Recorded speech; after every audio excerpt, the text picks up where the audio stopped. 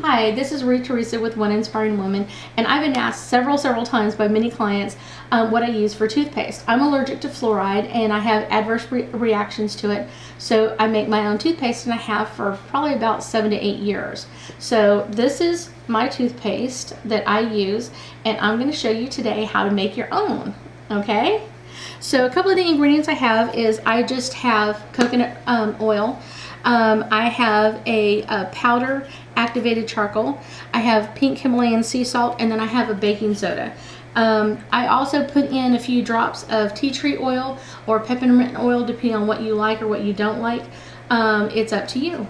So we're going to first start out with opening the container of my coconut oil, and I'm going to scoop out a good portion in here.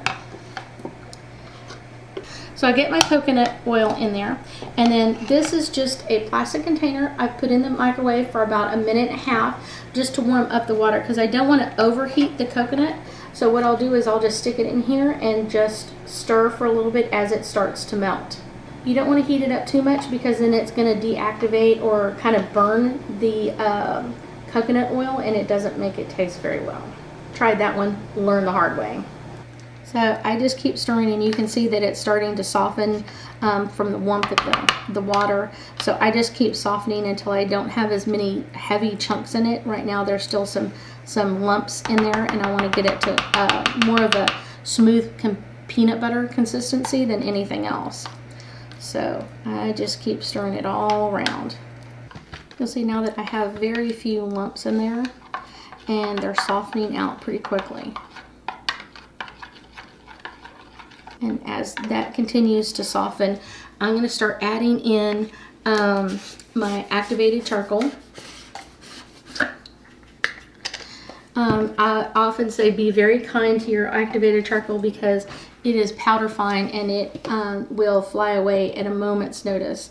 So I usually put about 1.5 teaspoons or so in there, and then I'll do the same thing with the baking soda, and you can add as much or as little as you like in there depending on your taste. I would say starting out with less activated charcoal at the beginning and less baking soda will really help. It does have a very distinct baking soda flavor to it, and activated charcoal is the same way. It's kind of a strong taste to it, so you kind of need to get used to it a little bit. And now I'm adding in my pink Himalayan sea salt, and this is probably about 1/3 cup. I like mine a little bit saltier than probably most people, because I've been using it for a long time. So you may want to add less at the beginning, maybe 1/8 cup, and then add more as you get more accustomed to it. As I continue to stir, you can see that the lumpies are almost 100% gone, and I'm going to change out my water and change out my warm water for cold water with ice in it. So now that you'll see it's starting to thicken up a little bit, it's not as loose as it was before. And once it gets consistent, kind of like thickening peanut butter, I'll put it in my jar. But I also, this is for home use, and then when I travel, I put it in a much smaller container. So this is just for travel. And I guess the other thing I get asked a lot is how much do I use when I brush my teeth.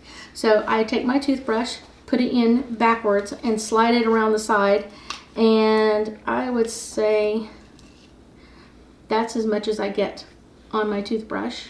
So, and then I just put it in my mouth, and what I'll start doing is just crunching on it like it's peanut butter, so it gets down in between my teeth and up in my gum area.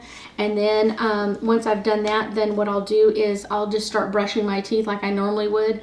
I would say that keeping your sink clean after this point is a little bit harder, because as you spit out, you have black spit instead of white spit.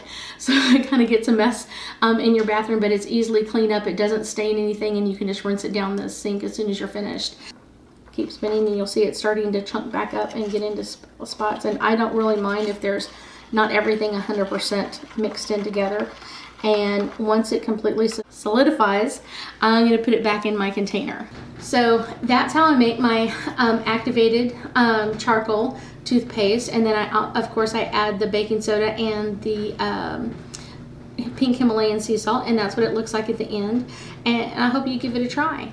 It's one of those, I've had so many clients ask me about it over the years, and I've given them the recipe and they always just kind of look at me kind of strange. So now I officially have it on record. So this is how you can make your own at-home toothpaste. Hope you try it.